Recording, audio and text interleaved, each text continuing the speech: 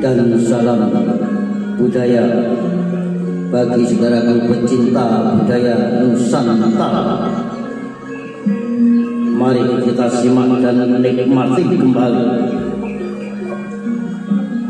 lanjutan kisah legenda penangsang dalam Kidung Tahta Asmara karya Nasirun Purwokatun yang kali ini telah memasuki episode ke-97 dengan judul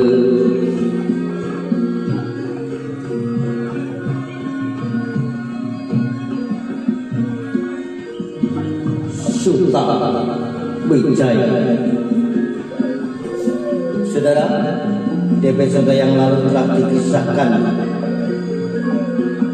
di mana Waliul Amri Sunan Kalijaga mewakili Sultan Demak,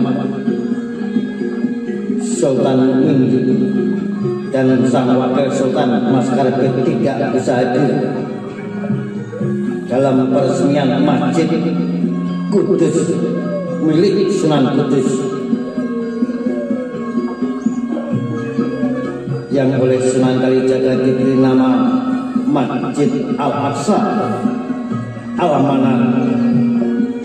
Namun orang-orang masyarakat Kudus menyebutnya dengan Menara Kudus.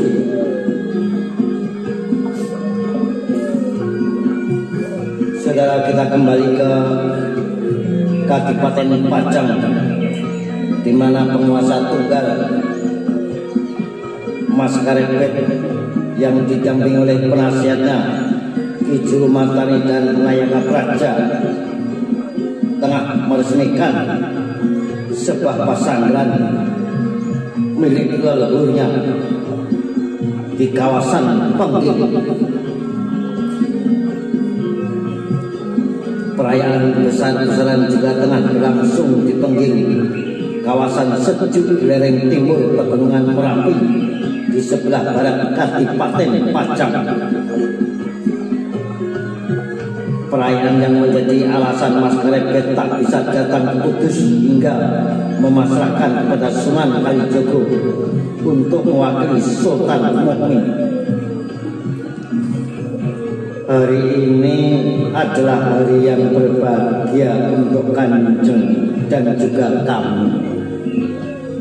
Ki Jurumatani mendekat ke tempat Maskarbet berdiri, sementara orang yang diajak bicara itu masih tersenyum sendiri. Tatapannya tak lepas dari bangunan-bangunan megah yang baru diresmikannya.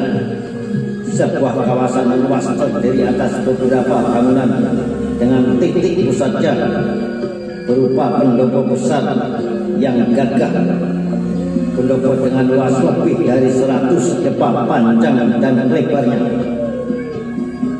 Sebuah aula yang mampu menampung 1000-an orang ketika duduk bersila, dan jika berdiri muat 2 kali lipatnya.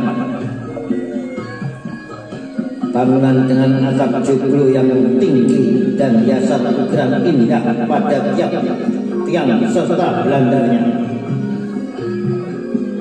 Bangunan utama dari kawasan yang telah sepekan lamanya dipadati oleh rakyat dari seluruh penjuru Pajang. Orang-orang yang terus berdatangan silih berganti sejak pagi, siang hingga malam menjelang. Di ujung pendopo sengaja dibuat panggung dengan tatanan batu hitam yang ditinggikan dengan jarak setinggi lutut orang dewasa. Ketika diukur dari lantai yang membentang panggung yang diperuntukkan sebagai tempat pagelaran wayang kulit yang dipintaskan tiap malam, tempat para niaga dan warangono memainkan gamelan dan tetembangan mengiringi sabetan permainan pagelaran di dalam. Dan malam itu merupakan pementasan akhir dari sebuah rangkaian pagelaran.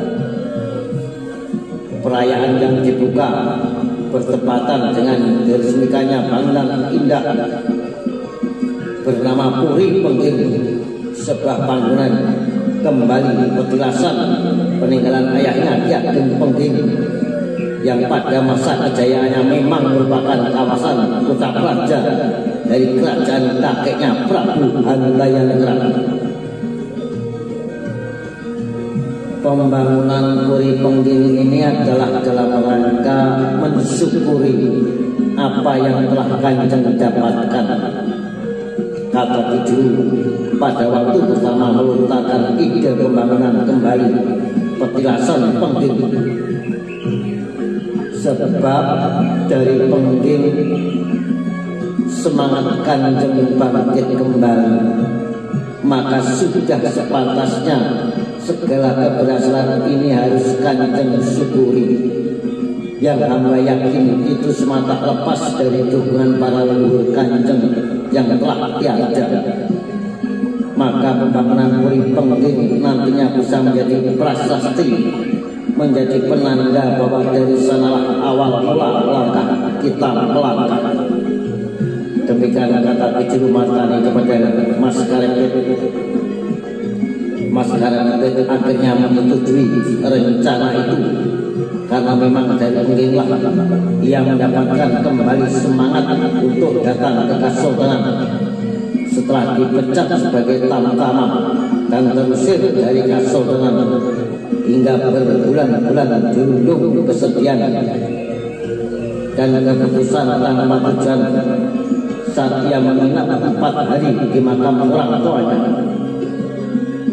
dan mendapatkan wangsit untuk meminta pertolongan kepada Ki Buyut Banyubiru. Maka di Pengginglah sekarang ia mendirikan bangunan indah, sebuah kawasan hunian menyerupai keraton kecil yang letaknya tak jauh dari umbul yang terus mengeluarkan mata air yang bening. Tempat di mana pada 2 dasawasa silam Mas Karepet berendam di tengahnya sebagai jalan mendapatkan ilham.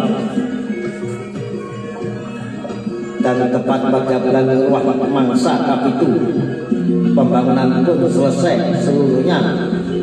Kawasan dengan panorama alam menawar, dengan air jernih yang menganak sungai dan membentuk kolam bening, yang dengan dibangunnya Puri Pengging makin menambah keindahannya. Istana kecil yang dibangun di sebelah utara umbul, tepat pada sebuah tanah yang membukit di tepi jalan masuk arah Kadipaten Pajang. Maka dari puncak perbukitan itulah ia akan terlihat keelokan Pengging yang sempurna. Di sisi selatan 3 mata air yang membentuk anak sungai membuat jiwa penikmatnya tentram dengan pesona kejernihannya. Kolam-kolam dengan air bening dan dasar sungai yang penuh terhampar batuan hitam. Sementara di sebelah timur dan utara hamparan persawahan yang subur menghijau pun turut mempesona mata menatapnya. Demikian pula dengan hutan di sebelah baratnya, lereng perbukitan Merapi yang melandai dengan bermacam pohon besar yang telah ratusan tahun umurnya. Dengan didukung panorama yang indah, membuat keberadaan Puri Pengging menjadi bangunan yang penuh kedamaian, bangunan yang menawarkan kebahagiaan seperti halnya Candi Ceto dan Candi Sukuh di lereng Gunung Lawu. Bangunan persembahan yang didirikan oleh leluhurnya ketika kerajaan Pengging masih berjaya. Keberadaan Puri Pengging ini seperti halnya pesantren Prawoto bagi Kasultanan Demak, menjadi istana kedua yang merupakan tempat peristirahatan yang nyaman untuk melepas segala kepenatan. Mas Karepet langsung menyetujui usul Ki Juru tersebut, hingga Adipati Pajang itu pun mendirikan bangunan yang lebih indah dari dalam Prawoto, istana kecil peninggalan Raden Patah yang sekarang didiami Sultan Mukmin dengan kayu angsana tua dari lereng perbukitan Pengging. Ia telah memerintahkan ahli murid Ispat untuk membuat pakan pada seluruh bagian bangunan.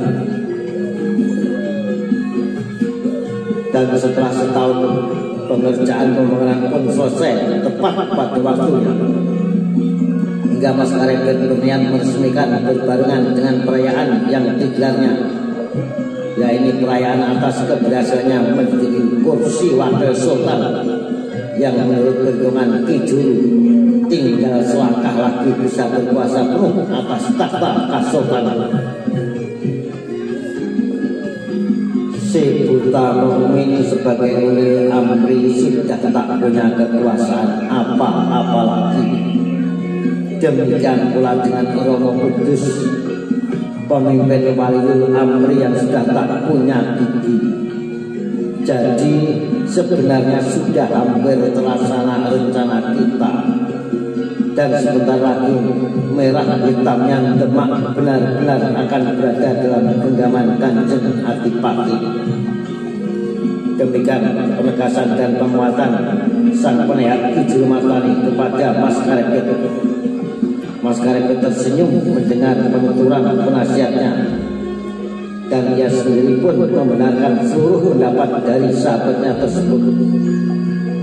Adipati Padang pun kemudian menghela napas lega, dan tatapannya sekarang melayang pada arus orang yang makin ramai berdatangan. Karena pada hari itu tepat sehari sebelum masuk Saksi Poso, akan banyak orang yang datang untuk mensucikan diri. Telah menjadi kebiasaan lama sejak padepokan ayahnya masih berdiri. Tiap hendak memasuki bulan puasa, danau yang di kawasan Pengging menjadi tempat mandi orang-orang dari seluruh penjuru pajak. Dalam keyakinan mereka, dengan memasuki bulan puasa, mereka berniat membersihkan diri agar bisa kembali suci. Maka kebiasaan mandi bersama-sama di tengah umbul Pengging pun menjadi marak dan mentradisi. Dan kebiasaan itu berlanjut meski padepokan Pengging sudah tak ada lagi setelah terbunuhnya Ki Ageng Pengging atas keputusan Dewan Wali. Kebiasaan padusan terus berjalan dan tetap dilaksanakan bahkan sampai berdirinya Kadipaten Pajajaran. Dan itu terus berlangsung sampai saat ini. Puri Pengging pun dibangun dengan banyaknya orang yang padusan makin menambah meriah perayaan selamatan. Karena tepat ketika siangnya adalah hari padusan, malamnya menjadi puncak perayaan hari terakhir dari rangkaian pementasan wayang kulit yang telah dimulai sejak sepekan silam. Sebab pagelaran itu juga sebagai pengenalan wayang hasil kreasi Maskarepet, wayang bentuk baru yang dibuat atas perintah Adipati Pajang. Bentuk sudah meninggalkan gaya wayang beber yang bergambar pada bentangan kain. Wayang karya seniman Pajang yang merupakan penyempurnaan dari karya Sunan Kalijogo sebelumnya. Guru Maskarepet tersebut telah mewariskan wayang yang selama ini dipakainya untuk menyebarkan Islam di pedalaman. Wayang yang disempurnakan penggambarannya dengan banyak ragam hiasan, termasuk pewarnaan yang selama ini hanya dari serbuk tulang, telah lebih indah dengan bermacam sumbangan. Dan setiap malam selama sepekan itulah wayang kreasi baru Juru Sungging Pajang dipentaskan. Kesenian yang juga disempurnakan perangkat gamelannya hingga makin menarik minat rakyat untuk berbondong-bondong datang. Maka selama sepekan penuh pagelaran pun selalu dipadati penonton. Mereka dengan penuh perhatian menikmati pagelaran yang lakon-lakonnya diambil dari karya-karya calangan Sunan Kalijaga. Malam ini adalah malam yang membahagiakan untuk kita semua, ucap Kijuru saat pembukaan sepekan silam. Karena kita akan menjadi saksi dan kebahagiaan Adipati kita ingkang minulya seingkang wicaksana, Kanjeng Gusti Mas Karepet, yang karena kebijakan dan kecerdasan beliau telah mampu menduduki tempat yang sangat terhormat di Kasultanan. Sekarang Adipati kita tercinta telah resmi diangkat oleh Kanjeng Sunan Kalijaga sebagai Wakil Sultan Demak Bintoro. Rakyat yang menghuni pelaksanaan Puri Pengging pun bersorak, tepuk tangan berhamburan memenuhi pendopo, bahkan meluas hingga pelataran. Sebuah sikap gempita yang ditangkap oleh Kijuru sebagai suatu rasa bahagia yang turut terasakan rakyat pajak. Hingga malam itu pun ia menyampaikan pengumuman tentang nama baru Mas Karepet setelah diangkat menjadi Wakil Sultan. Karena kedudukannya yang terhormat itu, maka Kanjeng Sunan Kalijaga menganugerahkan nama baru untuk Kanjeng Adipati. Beliau sudah tidak menggunakan nama pemberian Swadhin dalam Ki Ageng Pengging lagi, yakni Mas Karepet.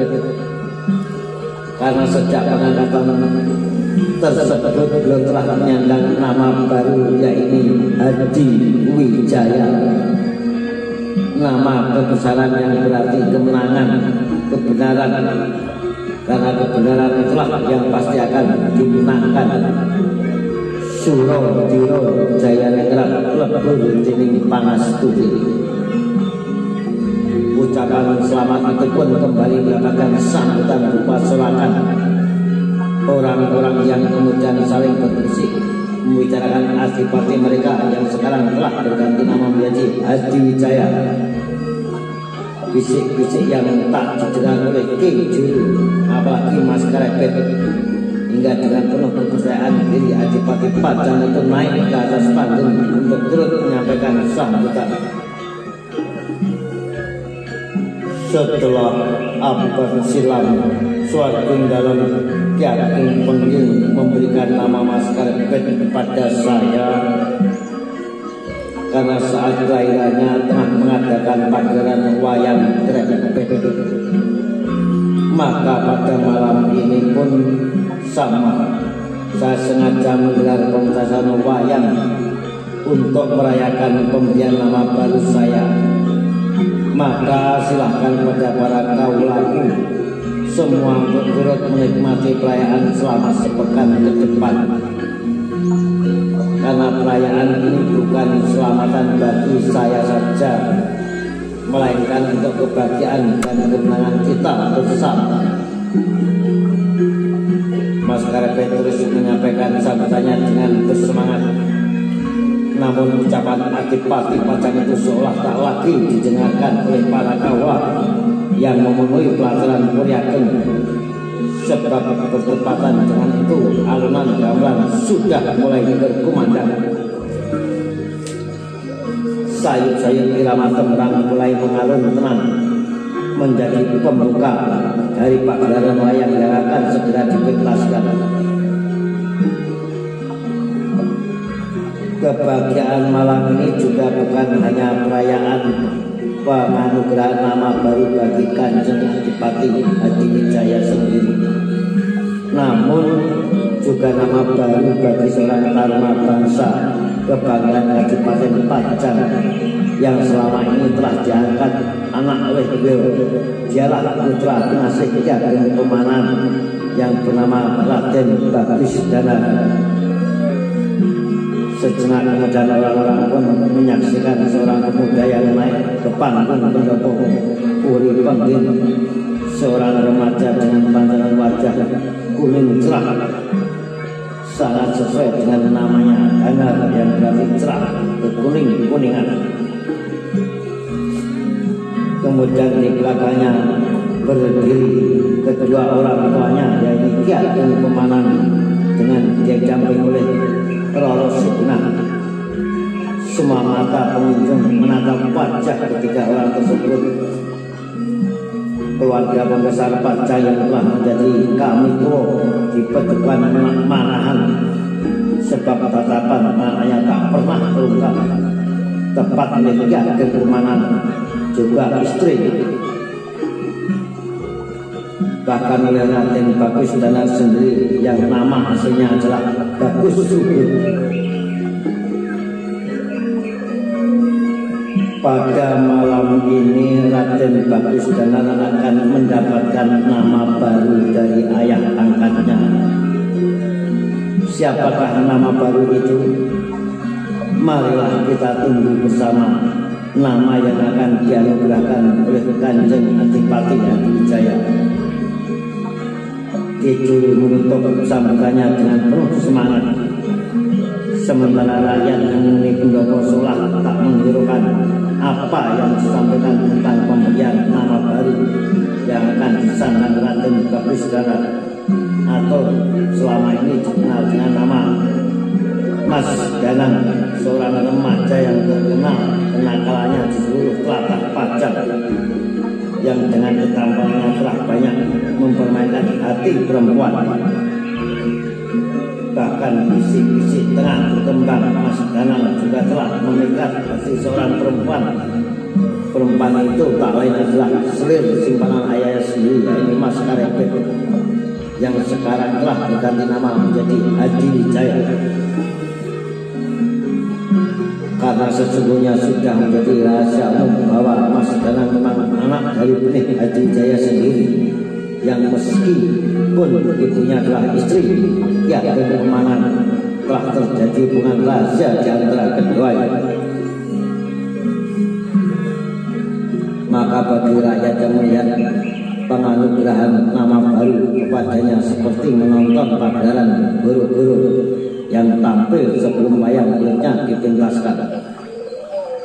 Sebab selama ini desas-desus tersebut sudah meluas, bahkan banyak yang mempercayainya bahwa Mas Danang memang darah daging Hadiwijaya sendiri, dan itu terlihat nyata dari watak yang sangat mirip dengan sifat ayahnya.